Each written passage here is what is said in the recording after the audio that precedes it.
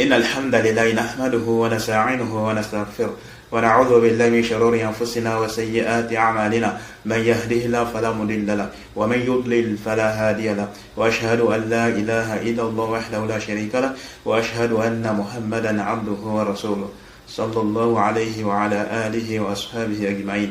أما بعد, nous sommes toujours dans notre série de réfutations contre Bousseina. Cette fois-ci, on va aborder un autre sujet qui a rapport avec la détention de la vérité, la prétention de la détention de la vérité.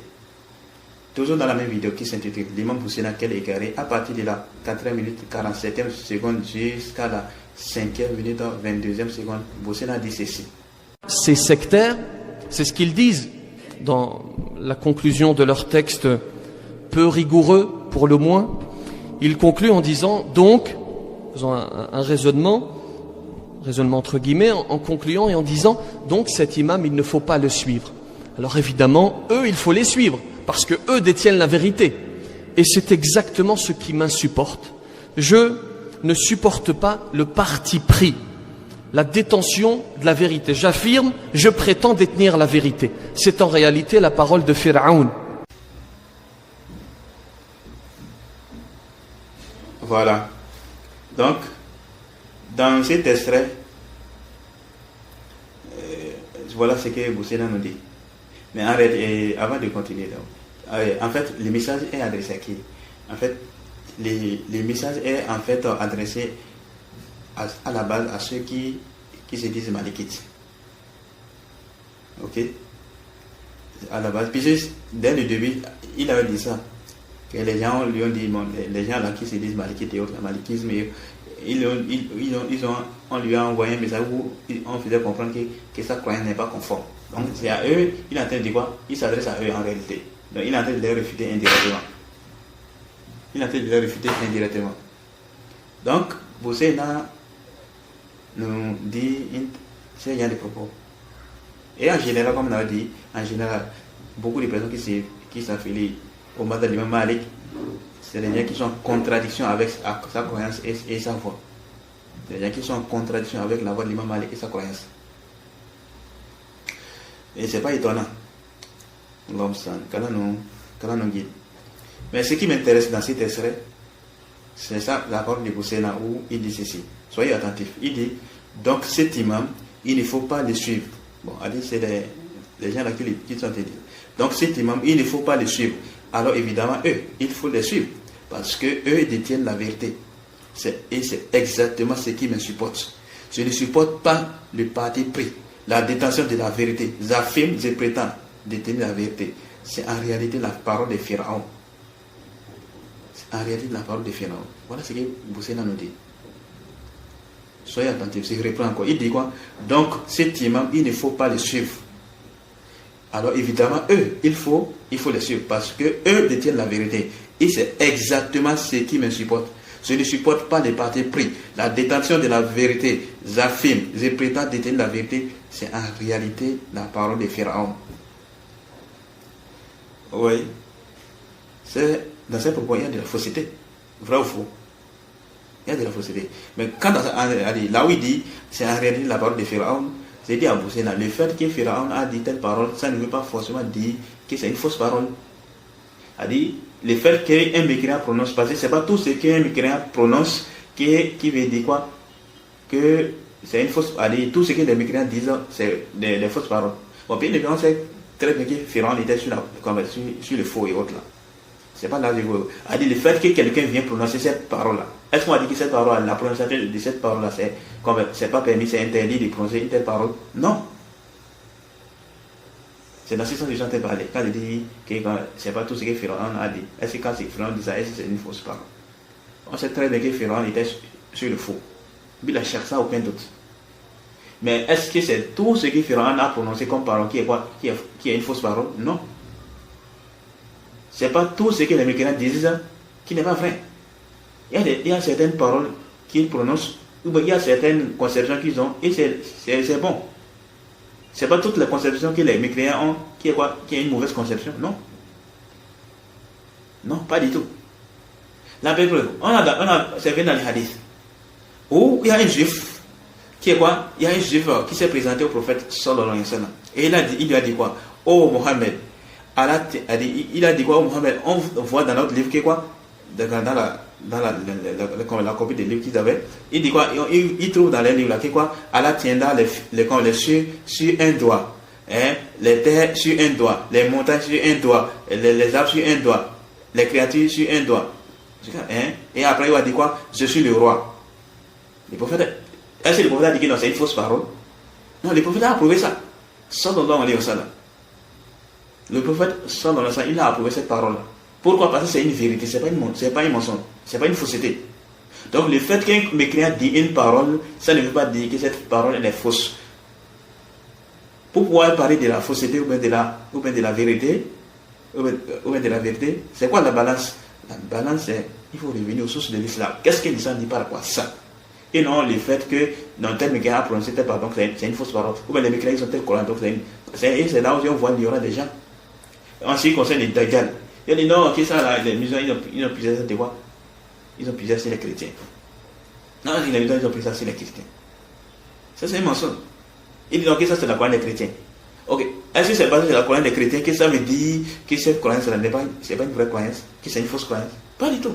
Pour pouvoir détecter que c'est une fausse croyance ou une vraie croyance, on revient aux sources de la aux sources de la religion musulmane. Si dans les sources de la religion musulmane, on se rend compte que c'est une vraie, que cette parole elle est vraie, alors on prend ça en considération. La peuple, quand on dit quoi? La croyance des musulmans vis-à-vis de la Bible, on dit quoi? C'est divisé en trois catégories. La première, c'est quoi? Ce qui est dans la Bible et qui est en conformité avec les preuves du Coran et de la Sunna. Là, on dit que c'est vrai. La deuxième, c'est qui est en contradiction, comme le fait de dire que Jésus est le Fils de Dieu, ou bien Jésus il est mort, il a été ressuscité. Tout ça, c'est des fausses croyances. Le Coran a rejeté ça. Donc on dit que c'est faux. Maintenant, il y a ceux sur quoi le Coran et la Sunna ne se sont pas prononcés. Là, on ne se prononce pas sur ça. On ne dit pas que c'est faux, on ne dit pas que c'est vrai. Donc, de là également, on se rend compte que ce n'est pas parce que quelque chose est connu des mécréants que ça veut dire que c'est une fausse. Que ça là, c'est faux. Non. Donc, le fait qu'un mécréant vient avec une parole, ça ne veut pas forcément dire que cette parole-là, elle est fausse. Pour pouvoir dire que cette parole est fausse ou que cette parole elle est vraie, on revient à quoi? On revient à la balance de la législation. Qu'est-ce que l'islam dit par rapport à ça? Ok? C'est un point qui est important. Parce que certains, ils trompent les gens avec ça. Ils trompent les gens avec ça. Allah Musta'an. Maintenant, soyez attentifs. Il dit c'est ce qu'il insupporte et autres là. Vous savez, non? Dans cette parole, il y a de la fausseté. Est-ce que c'est interdit à quelqu'un de dire qu'il est sur la vérité? C'est pas du tout interdit. Si la personne effectivement a dit, beaucoup de personnes prétendent être sur la vérité. Personne ne dit qu'il est sur le faux. Même Shaitan, il prétend être sur la vérité. Mais ce qui est pris en considération, c'est la réalité. Hakikotan. Tu prends les tabliques disent qu'il est sur la vérité. Les Ikhwan disent qu'il est sur la vérité. Les Salafis disent qu'ils sont sur la vérité. Les Ahbash disent qu'ils sont sur la vérité. Les Jahmiya voient qu'ils sont sur la vérité. Les Mu'tazila voient qu'ils sont sur la vérité. Les Chiites voient qu'ils sont sur la vérité. Les mécréants même voient qu'ils sont sur la vérité. Tout le monde prétend être sur la vérité. Mais qu'est-ce qui est pris en considération? La réalité. Ok, on pèse ça dans les balances de la législation. Qu'est-ce que l'islam dit par rapport à ça? Voilà. Donc le fait que les gens disent quoi? Le fait que les gens disent quoi? Que c'est eux qui détiennent la vérité. Si selon les principes de la religion, on se rend compte que la vérité est avec eux. Voilà, c'est fini, non? La vérité est effectivement avec eux. Si je dis quoi? Que la vérité est du côté des compagnons. Celui qui vient contrer le côté des compagnons, la personne est sur le faux. C'est une parole qui est vraie ou c'est une parole qui est fausse? C'est une parole qui est vraie. C'est une parole qui est vraie. La Bible a dit cette parole, mais ça contient de la. Ça a dit, il y a de la fausseté dans les propos de Bousséna. Et le prophète sallallahu alayhi wa sallam, commençons, il n'y a pas le prophète sallallahu alayhi wa sallam. Le prophète, quand il a annoncé la division de la communauté, il a dit quoi? Tous iront au feu, sauf un. Et comme on l'a dit, les savants sont unanimes sur l'authenticité de ces hadiths. C'est juste les gens qui sont venus plus tard qui essaient de philosopher aussi de l'authenticité de ces hadiths. Sinon, on ne connaît aucun savant parmi les pieux prédécesseurs qui voit que les hadiths sont faibles. ils voient plutôt que les hadiths sont authentiques. Oui, c'est vrai, les hadiths sont venus dans certaines voies avec une faiblesse. Mais ça ne remet pas en cause l'authenticité de ces hadiths. Et comme l'a dit, peut-être dans une autre occasion, on va parler de l'authenticité des hadiths. Le prophète sallallahu alayhi wa sallam, il a annoncé la division de la communauté. Et il a dit quoi? Tous iront au feu, sauf un. Et il a dit quoi? C'est ceux qui sont sur, ceux qui sont sur la voie sur laquelle était le prophète sallallahu alayhi wa sallam et ses compagnons. Donc ça veut dire quoi? Tous ceux qui ne sont pas sur la voie sur laquelle était le prophète sallallahu alayhi wa sallam et ses compagnons, c'est des gens qui sont sur le faux. Donc la vérité est du côté est de quel côté? Le côté du prophète sallallahu alayhi wa sallam et de ses compagnons. Donc si quelqu'un il s'affilie à eux, il suit les fondements, les méthodologies, et il s'écarte des nouvelles méthodologies, les nouvelles conceptions qui ont vu jour après le compagnon du prophète sallallahu alayhi wa sallam. C'est normal que la personne voit que la vérité est de ce côté. Est-ce qu'on viendra les blâmer pour dire que non, la vérité n'est pas de ton côté? Allahumma musta'an. Le prophète sallallahu alayhi wa sallam, car il a mis en garde contre les Coraniyoun. Vrai ou faux? Vrai. Donc ça veut dire quoi? Les Coraniyoun ne sont pas sur la vérité. Les Coraniyoun ne sont pas sur la vérité. S'ils étaient sur la vérité, le prophète sallallahu alayhi wa sallam n'allait pas mettre en garde contre eux. Le prophète sallallahu alayhi wa sallam, il a mis en garde contre les Khawari. Le prophète sallallahu alayhi wa sallam, il a mis en garde contre les Khawari. Donc ça montre quoi? Que les Khawari ne sont pas sur la vérité. Sinon pourquoi le prophète sallallahu alayhi wa sallam, il va mettre en garde contre eux? Au point même les savants ont divergé. Est-ce que les Khawari sont des mécréants ou bien c'est musulmans? Il y a même un débat sur ça. Beaucoup de savants voient que les Khawari ne sont pas des musulmans. Et d'autres savants voient que quoi? Que les Khawari sont les musulmans. Donc même si est-ce que les Khawari sont encore des musulmans ou pas? Il y a même une divergence sur ça. Certains ont dit qu'ils sont juste des égarés, ils ont été atteints par les ambiguïtés et autres là. Donc on ne les rend pas mécréants. Les Khawari, ils tuent les musulmans. C'est des gens qui sont connus pour le terrorisme et autres là. Donc, c'est où le problème? Si quelqu'un vient dire quoi, les Khawari sont sur le faux. Donc, vous savez, tous ces groupes sont sur la vérité. Tout le monde est sur la vérité pourtant. Donc, le problème n'a pas enseigné cette croyance. La vérité est unique. La vérité n'est pas multiple. La vérité est unique. Et pour pouvoir savoir cette vérité-là, il faut étudier. Revenez à l'étude de la quoi? De la religion. En emboîtant quoi? La croyance des gens de la sunna. La croyance des peuples du seul. Les salaf salih. Quand les Jahmiya ont fait l'apparition, les savants les ont refutés. Les savants les ont refutés. Les Mu'tazila, quand ils ont fait l'apparition, les savants les ont refutés. Donc en fait, cette parole que vous êtes en train de dire, le fait de la prétention de la vérité, c'est où le problème? Quelqu'un a dit, oui, beaucoup de personnes se réclament de quoi? D'être sur la vérité. Ça, on n'en disconvient pas. Mais ce qui est pris en compte, c'est quoi? C'est la réalité. Est-ce que réellement vous êtes sur la vérité ou pas? Les Ikhwan disent qu'ils sont fidèles à la vérité. Maintenant, quand on revient sur les fondements, on se rend compte quoi? Qu'ils appellent à l'unification des religions. Qu'ils appellent à l'unification des sectes. C'est la vérité ça? Ils sont sur la vérité ça? Ils délaissent le plus important, l'appel au tawhid, la mise en garde contre les shirk. Il dit non, que ça là, les choses la différence entre nous et les autres là, c'est quoi? La différence qui concerne les points secondaires de la religion. Hein? Ils acceptent tout le monde dans cette secte, sauf les salafis. Sauf les salafis. Donc ils sont sur la vérité. Ils font l'alliance et les avis en fonction de leur idéologie. Qui est une idéologie qui est caduque, nulle. Et les savants ont refuté ça. Les tablis, ils ont vu jour à quelle époque? À notre époque là. En l'an 1927. Donc avant l'an 1927, les gens ne connaissaient pas. Et ça a vu jour comment? À travers un rêve. Quel est le jugement? Quelle est la position des dirigeants vis-à-vis des rêves? Est-ce qu'on tire des jugements à travers les rêves ou pas? C'est connu. La position des dirigeants est connue sur ça. La position des dirigeants est connue sur ça. Maintenant, le groupe des tablighs est fondé sur quoi? Sur un rêve. Et le fondateur, c'est quelqu'un qui est connu pour l'adoration des tombes. L'adoration des tombes. C'est un soufi. Hassan al-Banna également, le fondateur de la secte des frères musulmans. Il est connu également comme étant quelqu'un qui est dans le soufisme. Il a même propagé la croyance soufie dans cette truc-là. Quand il a mis en place les fondements là. C'est où le problème dans ça? Si quelqu'un voit, il a étudié les fondements, il se rend compte que c'est les fondements qui sont caduques, nuls. C'est où le problème? Quand les prophètes sortent dans le sang, il a mis en garde contre quoi? Parce qu'il a dit quoi? Parce que Boussène a dit quoi? Donc cet imam, il ne faut pas le suivre. Alors évidemment, eux, il faut les suivre. Parce que eux détiennent la vérité.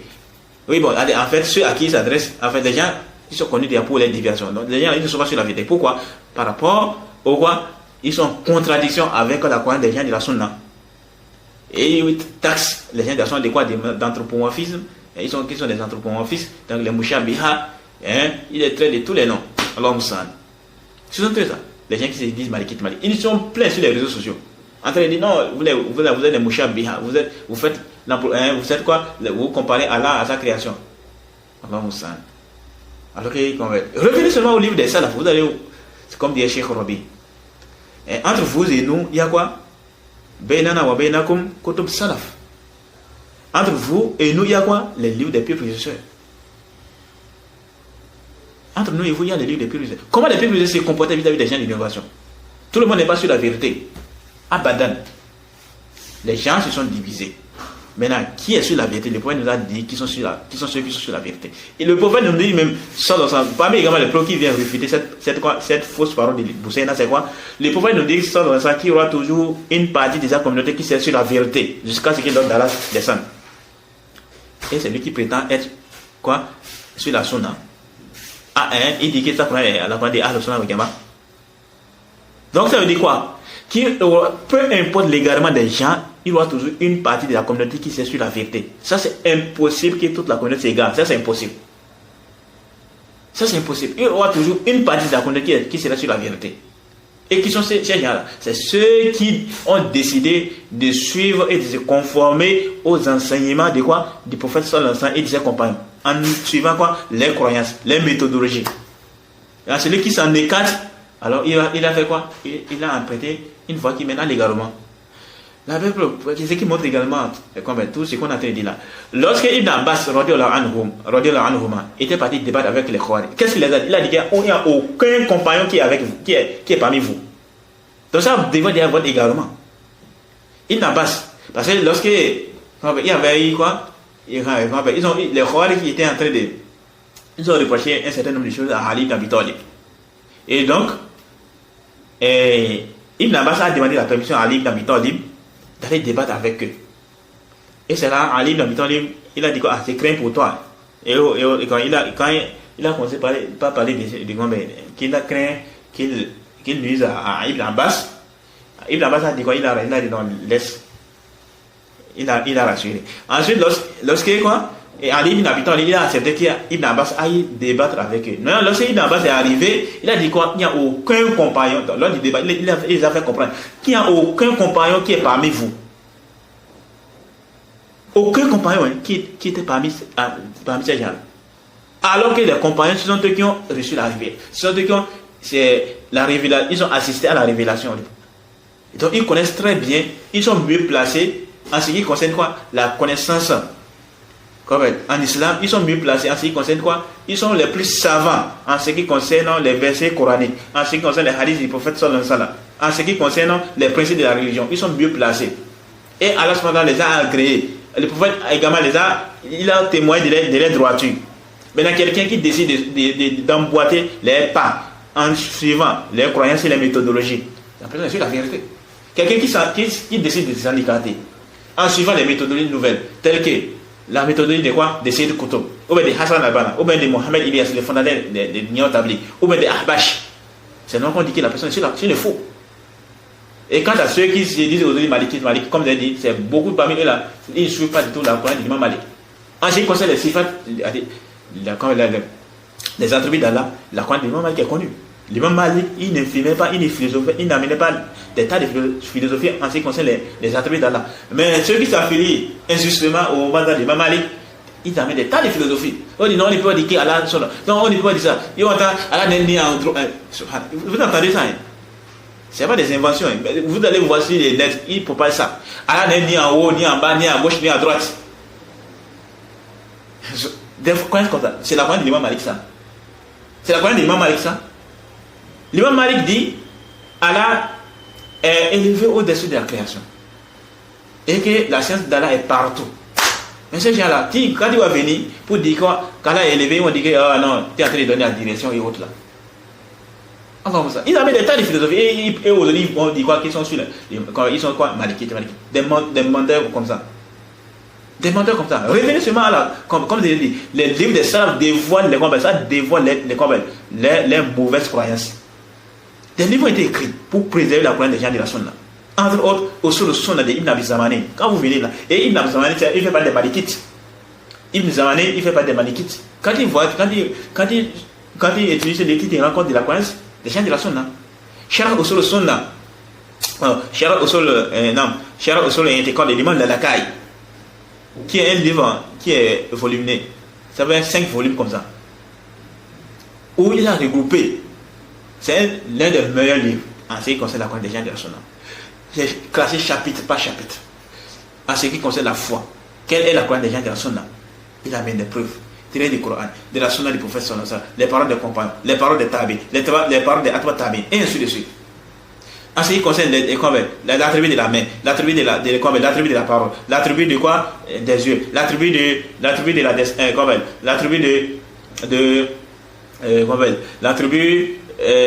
les autres attributs, l'attribut de l'élévation d'Allah, les istawa, comme disent les gens de l'innovation, on dit istawa. En ce qui concerne les istawa, la croyance des gens de la sunna, quand il prend les livres, il voit clairement la croyance des gens de la sunna. Et c'est quoi? C'est rapporté avec les chaînes de transmission. Donc tu peux se mettre savoir déjà si c'est authentique ou si c'est pas authentique. La croyance des gens de la sunna a été préservée. Depuis l'époque du prophète sallallahu alayhi wa sallam, jusqu'à l'école de l'imam Lalakaï, qui fait pas des chafites. Tu prends les livres là, tu te rends compte de la croyance des gens de la sunna. Et dedans, tu trouves quoi? Il a amené quoi, la croyance de certains savants, tel que l'imam Ahmed, au sol sunna de l'imam Ahmed, la croyance de Ali al-Midini, la croyance de Al-Awza'i, de Sufyan al-Thawri, de l'autre là, et c'est quoi, c'est Sufyan ibn Uyayna, et beaucoup d'autres savants. Les paroles, c'est l'un des meilleurs livres en ce qui concerne quoi? La croyance. La croyance des gens de la sunna. Et les réfutations des gens de l'innovation, les Jahmiya, les Mouriya, les Khawari et autres là. Tu trouves ça dans le livre.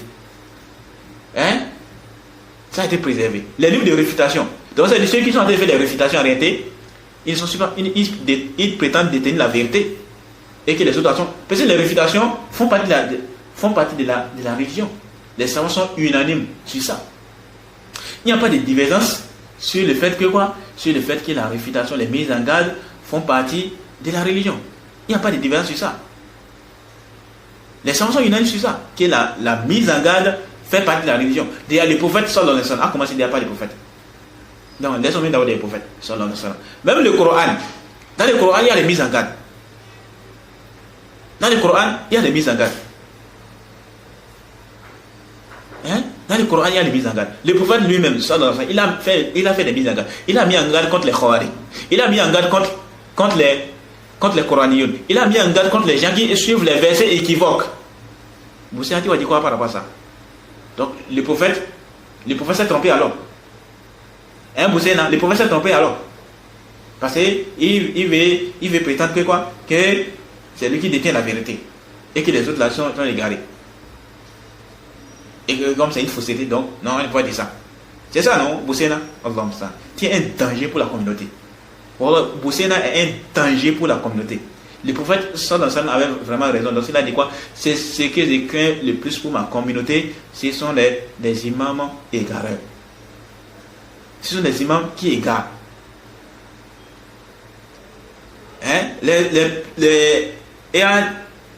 Les mises en garde, le fait de ne pas écouter l'innovation, c'est un principe qui est connu. Et toi tu prétends suivre convaincu, et toi tu prétends que ta croyance c'est la croyance des gens de la sunna. C'est bizarre. C'est bizarre. Si tu rentres dans les livres des salafs, tu te rends compte, les salafs, on n'écoute pas les gens de l'innovation. Ah, tu veux dire ça? Prenez juste le Muqaddima de l'imam Darimi, dans le sunan de l'imam Darimi. Le Muqaddimah seulement, c'est rempli de quoi? Des récits des salaf. En ce qui concerne quoi? Quand le fait de ne pas écouter les gens d'innovation. Le fait de ne pas écouter les gens d'innovation. Allah Moussane. Le fait de ne pas écouter les gens d'innovation, c'est quelque chose qui est connu. Et oui, on ne doit pas t'écouter. Pourquoi? Parce que tu es un innovateur. Bila Shak, tu égales la communauté musulmane. Et on doit mettre en garde contre toi. On doit mettre en garde contre toi. Allah Moussane. C'est triste de voir quoi? De voir comment Boussena et toutes les bandes là, ils essaient de dégager la communauté musulmane sur ça. Et comme j'ai dit, la médisance, les mises en garde, ça fait partie de la religion. Certains disent que non, ça fait partie de quoi? Non, c'est quoi? C'est la mise en garde, c'est la médisance et autres là. Je vais vous citer ici les 6 cas de figure où la médisance est permise. Le premier cas de figure, c'est quoi? Pour celui qui subit une injustice. Celui qui a subi une injustice, il a le droit de dénoncer la personne. Il a le droit de dénoncer ça et d'user de tous les moyens en son pouvoir pour défendre ses droits. C'est permis. Et pour cela, il est souvent forcé de porter plainte auprès des autorités. Vrai ou faux? Vrai. Il est obligé de porter plainte auprès des autorités contre celui qui a commis des injustices vis-à-vis de lui. En citant parfois son nom et là où il vit et autres là. Et la preuve, récemment, ils ont tiré la preuve de ces premiers cas de figure où la médisance est permise dans le verset, voilà, le verset, donc on va partir directement. Le verset 148 de la sourate 4, où Allah dit quoi? Allah n'aime pas qu'on profère de mauvaises paroles, sauf quand on a été injustement provoqué. Et Allah est audient et omniscient. L'imam Shawkani, dans son tafsir, il a dit ceci. Il a dit ceci. Non, pas dans son tafsir, il a dit ceci plutôt. Il a dit cette expression fait partie de l'autorisation à l'opprimé de citer ce qui montre aux gens les injustices qui l'ont atteint de la part de cet injuste, et de lever sa voix et proférer ceci dans les sièges où les gens se rassemblent. L'imam Shawkani dit quoi? Il dit cette exception fait partie de l'autorisation à l'opprimé de citer ce qui montre aux gens les injustices. Ce qui montre aux gens les injustices qui l'ont atteint de la part de cet injuste, et de lever sa voix et proférer ceci dans les sièges où les gens se rassemblent. Et moi, chacun disait ça. Dans Raf'un al-Roïba, à la page 30. Le Cheikh Abdurrahman As-Saadi, qui fait des professeurs du Cheikh Ibn Uthaymin, il a dit ceci dans son tafsir. Dans le tafsir de ce verset, il a dit quoi? Quand Allah dit, Allah n'aime pas qu'on profère de mauvaises paroles, sauf quand on a été provoqué injustement. Et Allah est audient et omniscient. Le Cheikh Abdurrahman As-Saadi dit ceci, dans l'explication de ce verset, il a dit, c'est-à-dire, il est certes autorisé de faire des invocations à l'encontre de celui qui l'a opprimé, de se plaindre de lui et de proférer de mauvaises paroles à l'encontre de celui qui lui a proféré des mauvaises paroles. Dans le tafsir de ces versets. Ça, c'est le premier cas de figure. Le deuxième cas de figure où la médisance est permise, c'est quoi? Pour se renseigner. Le droit de se renseigner pour obtenir un avis religieux. Et les savants ont tiré cette autorisation à travers un hadith de Hind. Il a dit au prophète sallallahu alayhi wa sallam, il a dit ceci au prophète: ô messager d'Allah, Abu Sufyan est un homme avare. Il ne nous donne pas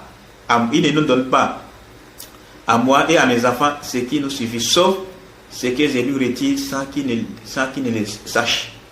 Le messager d'Allah sallallahu alayhi wa sallam répondit: prends de façon raisonnable ce qui te suffit à toi et à tes enfants. Les hadiths a été rapportés par Bukhari et Muslim. Dans le Sahih Bukhari, c'est le hadith numéro 5061 et chez l'imam Muslim, c'est le hadith numéro 3319. Ça fait partie des preuves que les savants ont avancées pour dire que c'est autorisé. C'est dans ces cas de figure. Le troisième cas de figure, dans les mises en garde, pour avertir les gens contre quelqu'un. Et la preuve de cela, c'est tiré dans les hadiths de Fatima bint Qais. où elle est venue voir le prophète sallallahu alayhi wa sallam et lui a dit, Abu Jahm et Muawiyah ont demandé ma main. Donc, on l'a demandé à mariage. Le prophète sallallahu alayhi wa sallam a répondu. Il a répondu, Abu Jahm est un homme dont les bâtons ne quittent pas l'épaule et Muawiyah est pauvre. Les hadiths sont musulmans. C'est le hadith numéro 2787. À partir de ces hadiths, sont tirés comme quoi preuve le fait de quoi? Le fait de quoi? Le prophète, il a dévoilé. Est-ce que ces gens-là, ils allaient accepter? Quand quelqu'un vient, on te dit que voilà. Supposons que toi, tu te retrouves dans ces cas de figure. C'est toi qui te retrouves dans cette situation. Et on dit ceci là à ton égard. Est-ce que tu aimerais entendre ça? Pas du tout. Et c'est ça la médisance. La médisance, c'est le fait qu'on parle à ton sujet. C'est bon? On parle de tes défauts. De quelque chose que tu fais et que lorsque tu vas entendre, tu n'aimerais pas. Tu n'aimerais pas ça. C'est ça la médisance. Et la calomnie, c'est quoi? C'est le fait de dire à ton sujet ce que tu ne fais même pas du tout. La calomnie, c'est la médisance, mais dans le sens où c'est un mensonge à ton encontre. Ils ont été mentis sur ton compte. C'est ça la calomnie. Donc par exemple, quelqu'un il vient dire quoi? Par exemple, voici Mohamed. Mohamed, il est connu pour quelqu'un qui fait la fornication et autres là. Il est connu pour ça, dans les quartiers ou bien dans la ville. Il est connu. Et lui-même, il ne se cache même pas. Il est connu pour ça. Donc quand quelqu'un est en train de parler de lui, il dira que Mohamed c'est un fornicateur et autres là. Ça, quand il va entendre ça, il n'aimerait pas ça. Ou bien, de manière générale. C'est ça la médisance. Maintenant, la calomnie, c'est quoi? Le fait maintenant de coller un mensonge à son égard. Par exemple, Mohamed, il n'est pas connu pour quelqu'un qui fornique. Il ne fait même pas ça du tout. Maintenant, quelqu'un vient dire Mohamed est un fornicateur. Donc ça, c'est quoi? C'est une accusation. Il a été calomnié Mohamed. C'est un peu ça. Donc c'est là la différence entre la calomnie et la médisance. Et la calomnie, c'est pire que la médisance. Ok? Et qu'on appelle. Et les savants, ils ont tiré à travers ces hadiths la permission de médire pour avertir ou bien pour mettre en garde. Pour avertir ou bien pour mettre en garde. Et le quatrième cas de figure, c'est quoi? Pour mentionner une personne qui dévoile ses péchés au grand jour. Et la preuve, c'est le hadith de Aïcha où il est dit quoi? Un homme est venu chez le prophète sallallahu alayhi wa sallam et a demandé d'entrer les voir. Et le prophète sallallahu alayhi wa sallam a dit, quel mauvais frère des tribus. Puis il entra chez lui. Quand l'homme sortit, elle questionna le prophète sallallahu alayhi wa sallam à ce sujet. Le prophète a répondu, il a dit quoi? Elle questionne donc, Aïcha a questionné le prophète sallallahu alayhi wa sallam à ce sujet. Comment dis-tu à son propos? Quel mauvais frère de la tribu. Puis quand il entre, il lui parle et montre un plaisir à l'entretenir avec lui. Le prophète sallallahu alayhi wa sallam a répondu à Aïcha, il a dit quoi? Oh Aïcha, le pire des gens auprès d'Allah le jour de la résurrection est celui que les gens détestent, celui que les gens délaissent pour éviter son mal. Le hadith a été rapporté par Bukhari et Muslim. Chez l'imam Bukhari, c'est le hadith numéro 5692 et chez l'imam Muslim, c'est le hadith numéro 4799. Ça veut pas dire que les savants, ils ont fait quoi? Ça veut pas dire les cas de figure. Parmi les 5 cas de figure, c'est quoi? Pour montrer, excusez-moi, pour mentionner une personne avec un défaut physique, que par exemple un aveugle, ou bien il a un défaut quand même, ou bien c'est quelqu'un qui boite, afin qu'on puisse détecter. Par exemple, on a été parlé de quelqu'un, il dit bon, l'autre là, telle personne, il a voyagé, on dit mais c'est qui ça? Si c'est dédié la personne, mais les gens n'arrivent pas, il dit c'est telle personne celui qui est quoi, l'aveugle là, ou bien celui qui boite là. Dans ce sens quoi, c'est dans ce sens qu'on a été parlé ici. Donc pour mentionner une personne avec un défaut physique ou autre. Et la preuve de cela c'est quoi? Les hadiths dans les hadiths de Abdullah ibn Umar qui a dit le prophète avait deux muezzins, Bilal et Ibn Ummi Maktoum, l'aveugle. C'est comme ça on disait quoi? Ibn Ummi Maktoum, l'aveugle. Et lui il était aveugle. Donc on lui disait l'aveugle. Ça, c'est pas dans le sens de les dénigrer ou autre là. C'est juste pour pouvoir l'identifier. Les hadiths ont été rapportés par l'imam musulman. Les hadiths numéro 5599. Donc, par exemple, tu veux parler de quelqu'un, on a très mentionné quelqu'un, on veut parler de. Tu veux notifier quelque chose à quelqu'un, tu veux dire, il y a telle personne qui est là, on a oublié telle personne, on doit lui donner telle chose, ou bien telle personne, il est mieux placé pour faire ça. Mais la personne n'arrive pas du tout à savoir c'est qui, on n'a pas parlé de qui.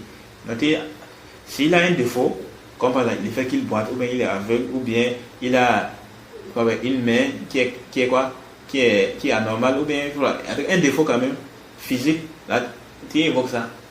Pas dans le but de les dénigrer, mais dans le but pour pouvoir l'identifier. C'est dans ce sens. Et c'est un cas de figure, c'est lorsque la personne veut demander d'aide afin de mettre fin à une injustice. Voilà les 6 cas de figure. Peut-être dans une autre occasion, on va venir sur ça. Ok? On va parler. Ici, j'ai juste résumé les choses. C'est les 6 cas de figure où la médisance est permise. Et la mise en garde fait partie des médisances qui sont permises. La mise en garde, ça rentre dedans. C'est pourquoi certains, ça va dire quoi? Celui qui dévoile ses péchés en public, alors on a dit, il n'y a pas de médisance interdite sur son cas. Ou bien quelqu'un qui propose des innovations, on doit mettre en garde contre lui. Ça, il faut pas de la médisance qui est interdite. Donc, il faut faire attention par rapport à ça. Les gens comme les Boussena, ils aiment tromper les gens par rapport à ça. La médisance, en ce qui concerne la mise en garde, c'est permis. C'est pas interdit. Et le prophète sallallahu alayhi wa sallam, donc quand Boussena dit quoi, il dit, donc ces témoins, il ne faut pas les suivre. Alors évidemment, eux, il faut les suivre. Parce que eux, ils détiennent la vérité. On dit, bon, si les messages, on a dit, c'est les maléfiques et autres là, c'est les gens qui sont connus pour les sectarismes, pour les déviations et autres là. Donc là, on ne doit pas du tout les prendre en considération. Pourquoi? Parce qu'ils contredisent la croyance des gens de la sunna. Ils sont en contradiction avec la croyance des gens de la sunna. On ne doit pas du tout les suivre. Pourquoi? Parce qu'ils sont sur le faux. Ceux qui sont sur la vérité, c'est les gens qui ont décidé de suivre la croyance et la méthodologie de quoi? Des gens de la sunna. C'est-à-dire les compagnons du prophète sallallahu alayhi wa sallam et les tabi'in, les atouts tabi'in. Et rentre dans l'imam Al, l'imam Shafi, l'imam Abu Hanifa, l'imam Ahmed, l'imam Ishaq ibn Rahway, tous ceux-là, l'imam Buhari, Nasa'i, Darakotin, tous ceux-là, ils avaient la même croyance. Donc celui qui va s'écarter de leur croyance, alors il va faire quoi? Il aura apporté une fausseté dans la religion. Et donc on va dire qu'on ne pourra suivre cela. Donc ceux qui détiennent la vérité, c'est ceux qui ont suivi la voie sur laquelle était le prophète sallallahu alayhi wa sallam et ses compagnons. Et oui, les plus précieux disaient de ne pas écouter les gens d'innovation. Les plus précieux disaient de ne pas écouter les gens d'innovation. Au point où même, il y a des récits qui sont venus. Des Foudé, il y a Sufyan al-Thawri, Sufyan ibn Uyayna, l'imam Malik, l'imam Shafi, l'imam Ahmed, n'en parle même pas. On n'écoute pas les gens d'innovation. Et le prophète lui-même d'abord, il nous a mis en garde contre quoi? Contre les Khawari. Il a mis en garde contre les gens qui suivent les versets équivoques. Donc ça veut dire quoi? Ceux qui suivent les versets équivoques, ils ne sont pas sur la vérité. Si c'était sur la vérité, est-ce qu'ils pourraient aller mettre en garde contre eux? Non. Et quand il dit quoi?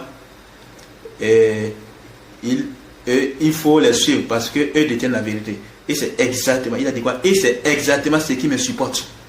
Parce qu'il est sur le faux. Quelqu'un qui est sur la vérité, ça ne lui dira rien du tout. Si quelqu'un est sur la vérité.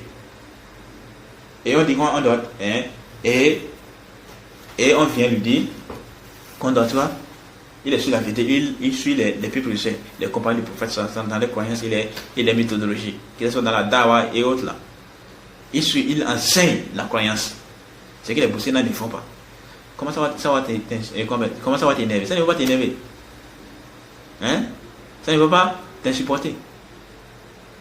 Donc c'est parce qu'il est sur le faux et il dit ça. Pourquoi tu te sens agressé? Pourquoi tu te sens agressé? Le prophète nous a informé ça dans le sens que la communauté va se diviser. Ça, c'est une réalité qui est connue. La communauté est divisée. Tout le monde n'est pas sur la vérité. Tout le monde n'est pas sur la vérité. La vérité, elle est unique. Maintenant, qui sont ceux qui sont sur la vérité là?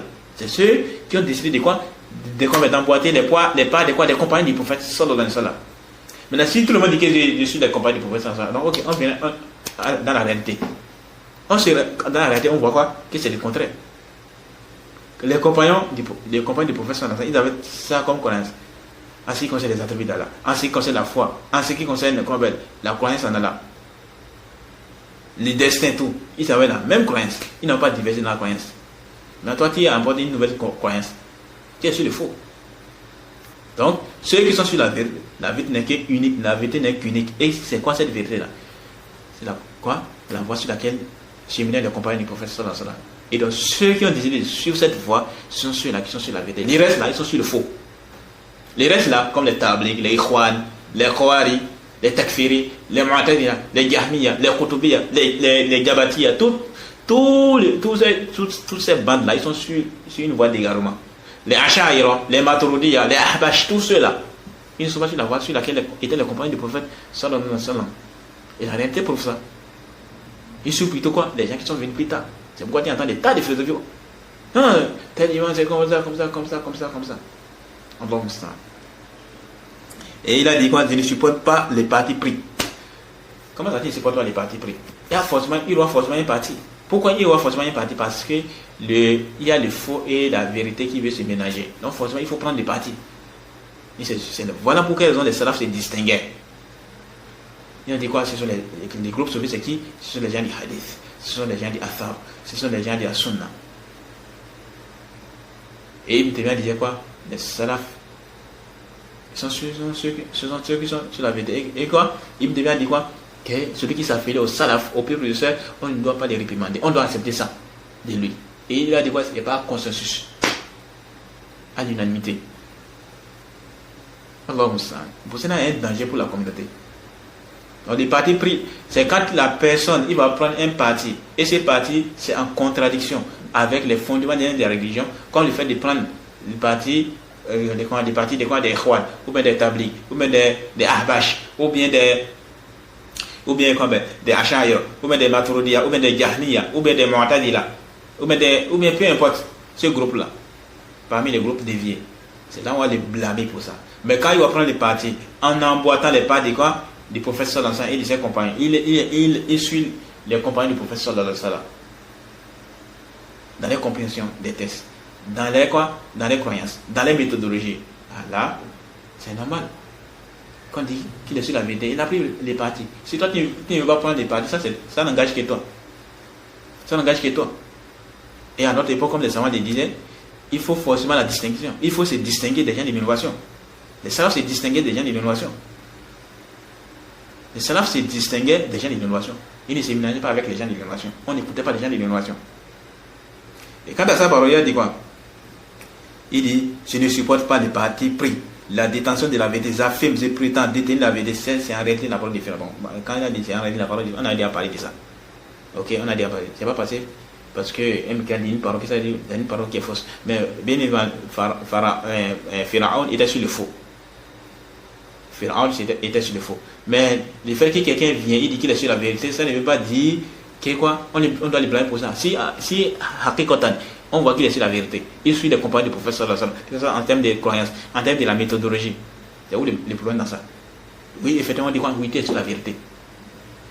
Mais de l'autre côté, quelqu'un dit qu'il n'est pas sur qu'il est sur la vérité. Et on voit quoi?